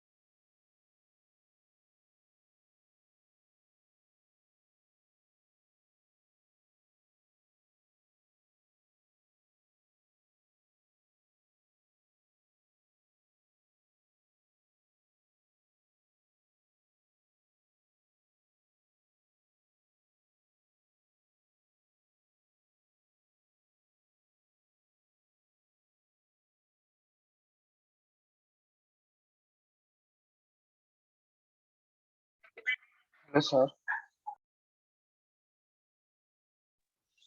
Tell me. Sir, sigma naught will come in the answer. Yes, of course it will come. Sir, answer is 2a pi sigma naught by mr root under 2a pi sigma naught hmm, divided by mr mass will be, yeah. root under. Sir, everything under root is equal to omega max. So the first of all, what we need to calculate is the tension, and we know that tension is lambda omega square r square. Lambda is the linear mass density.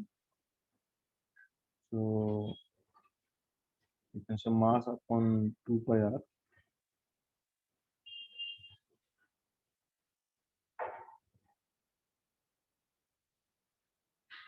And breaking stress we define as T by A.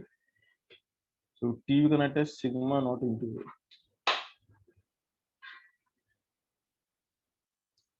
So from 1 and 2 we can write sigma naught A equals to m omega square r by 2 pi. So omega square is 2 pi sigma naught A upon m. Oh, that's right.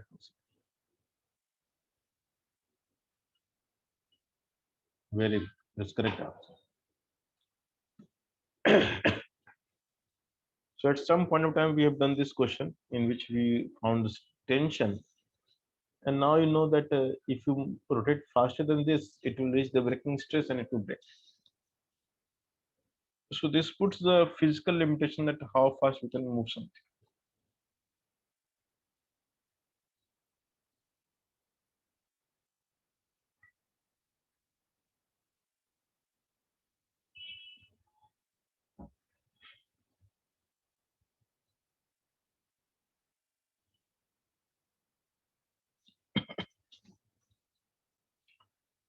So what next we can do?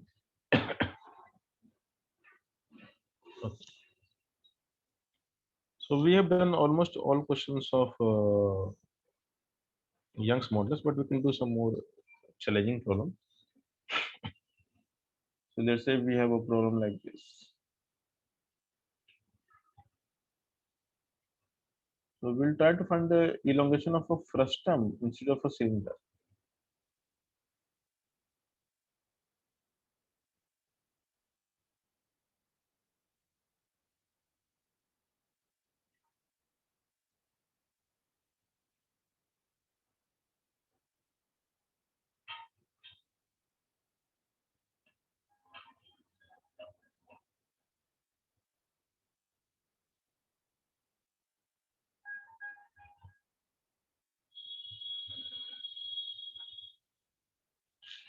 So they say the radius of this part is A, but this part is B. Length is L, and we would like to find the deformation in the frustum, and we take A and B roughly same. So A is slightly less than B, so it's roughly equal, but on a smaller side. So we vary the cross-sectional radius, but not significantly. So this is all the tapered cylinder. So we just taper it, and a small tweak like this works really well in designing machinery parts or while transferring the stress and all. Okay, so these things we do normally. And in fact, why it is studied that most of the things under deformation becomes tapered. In a way, a cylinder do not remain cylinder forever. So it is going to slightly, I mean, if you press cylinder from one side, then the chances are very high that it will become a tapered cylinder. So in the real world, these things do matter, but for us, it is just a mathematical problem and we need to solve it. Now, what is interesting here? The frustum is at rest because the net force is zero. So it's an equilibrium problem.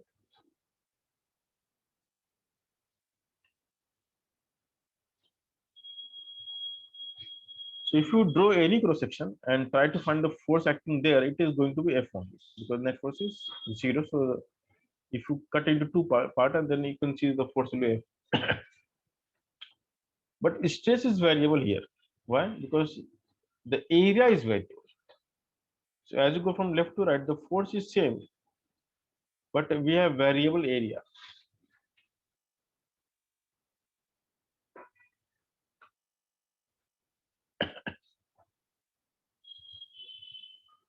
So of course here again the stress is variable, but not because of the force applied, but because of the area variable. So changing area will change the stress value. So definitely the stress will be less on the right side and it will be more on the left side because area is lesser there. So question is how much is elongation? Sir, A and B are the cross section length. No, cross sectional radius. Yes. And B are cross sectional radii.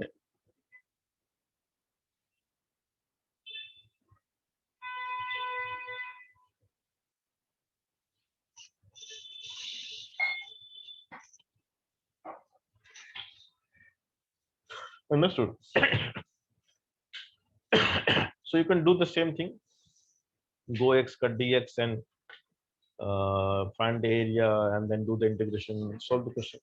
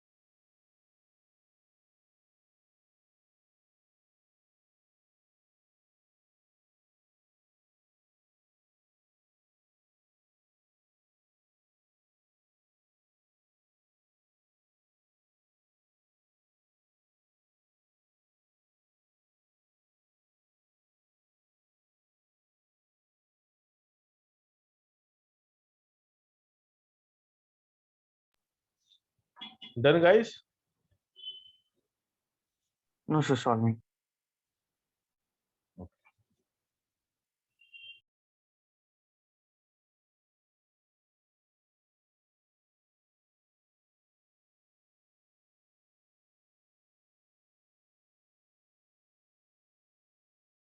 So you can solve at home. This I'm giving as a homework, but there's a trick for this.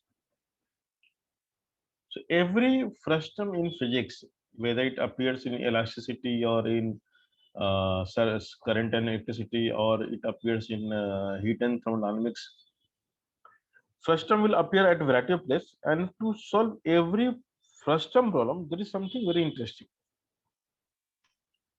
Convert a frustum into cylinder.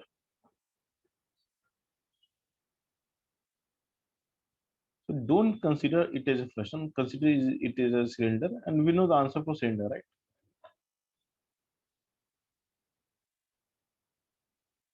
So if you consider this as cylinder of some radius r, length is L, force is F, and Young's modulus is Y. So we know the answer for elongation, right? So elongation will be sigma y by L, right? L. No, sigma L by Y. My bad. Sigma L by Y. And sigma is how much? F by A. So the answer is simple. F L by A Y. What is A here? So answer is A is pi r square. What is R here? So we take R as the geometrical mean of A and B. That's root A. So R square becomes AB only. And so the answer becomes FL by pi ABY. That's it. This is the answer. You can always do this trick for any first term problem. Take the radius as the geometrical mean of the radii of two ends. And this trick works everywhere as long as Young's modulus is constant. If you vary the Young's modulus, things will be very complex. So that we will not consider, and that is not part of our syllabus. So this is the question. Now, one challenging problem I would just give as a homework, and that you need to solve from basic. You cannot apply this formula because here the assumption that it's like a cylinder is because the the force was constant throughout. So what if the force becomes variable? Then probably I haven't checked. It may or may not work, so I'm not sure. So do it from basic. That is I'm giving as a homework. It is just for your mathematical progress. So it's not required if you're not interested, you can leave this question. But it's good practice. So let's say we have a hanging frustum.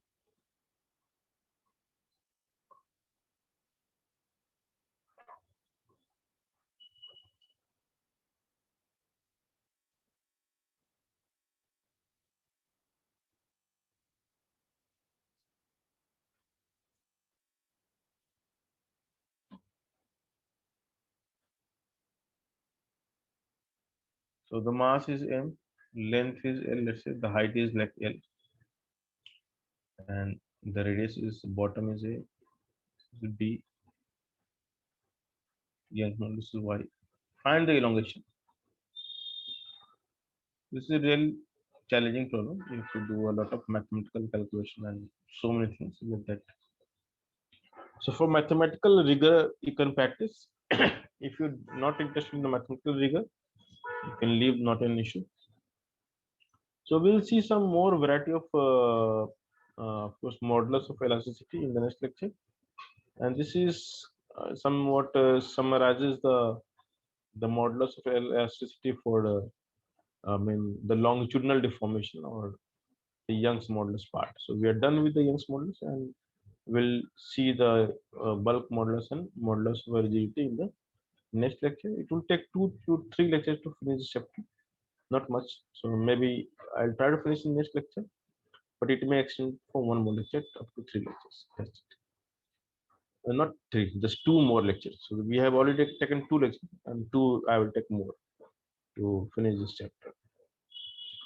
So this is a long chapter. Actually, we have to start after this surface tension, which is again a nice chapter, and viscosity, which is a very small topic, which we complete in one lecture itself. And then once we are done with the properties of matter, we know how matter behaves and how we deal with various elasticities.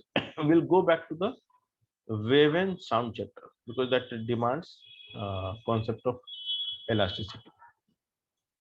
And after we can go for wave and sound, or we can go for a system. Like it depends. We can do any chapter, so not an issue. All right. So I'm ending the lecture now. Bye. Sir, Yes. sir, I want to see page number 6 once. Which, which page? Page number 6. Sir, in that second method, yellow one. Mhm. So you said that as we go far away from the axis, the Mhm. tension is, Will decrease. Yes. So, sir, in the right side, you have marked t plus dt. Sir, I didn't understood that. In mathematics, if you have a position x and if you have position x plus dx, so we take the variable y and y plus dy. We never take minus. So the dt may be negative number, which we don't know. So addition, the when we write a plus b, it is not going to grow. What if b is a negative number? So it will decrease only. So mathematically, this is how we write in calculus. If you remember the calculus, we x we take y, if we x plus dx we write y plus dy only. We don't write y minus dy. Now the increment or decrement depends on the situation. So we write like this always. So if we have incremental position, we take incremental variable. That is how we solve the mathematics. So this is mathematical skill, nothing to do with the addition or subtraction. Okay. Yes, sir. Okay. Any other doubt? No, sir. No. So you can start solving SC Verma and probably you can solve the first like 10 to 12 questions easily. And other I have to give the formula only, but rest is pretty easy. All will have similar format. Stress equals to modulus of elasticity into strain, and modulus of elasticity will change. So one last question, I'm just let me give you as a homework. So this is the question.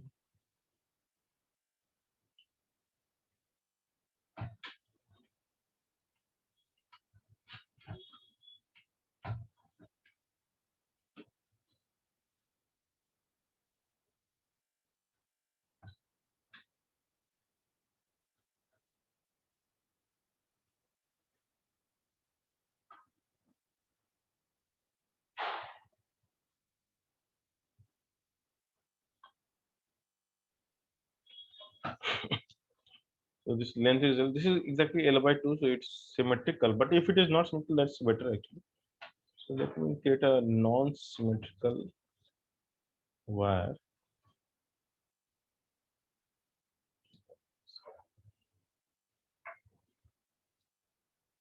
This is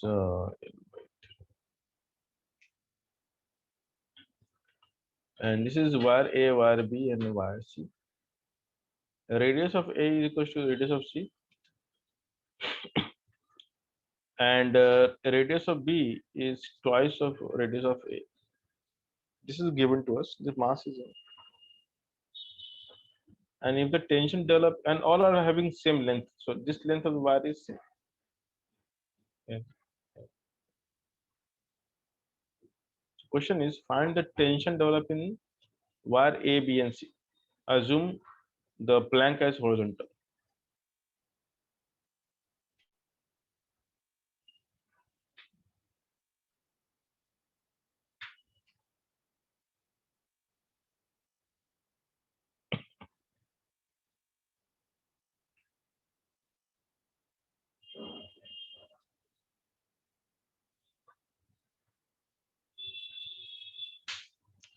Young's modulus is YA, YB, YA. Keep it A1. Say the first and the last are identical. So this is the question of rotational equilibrium, elasticity combined. So you have to think a lot and attempt this problem. These are challenging problems for G advanced part. So we have to do that torque thing. Yeah, because for tension part, I would think of torque also. So of course, I mean the question is find the elongation also, and find uh,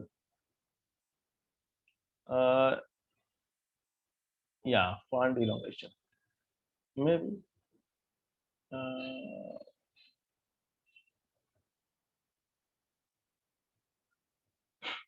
assuming it to be horizontal, find the elongation. So let's say it goes down by delta L. What is the elongation? Think about it.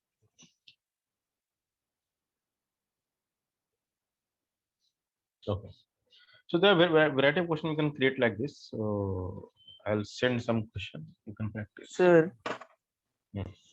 sir, all will have same elongations, ABC, no? Delta L by. Yeah, correct. All goes down by same value. If you go by different value, then things will be quite different.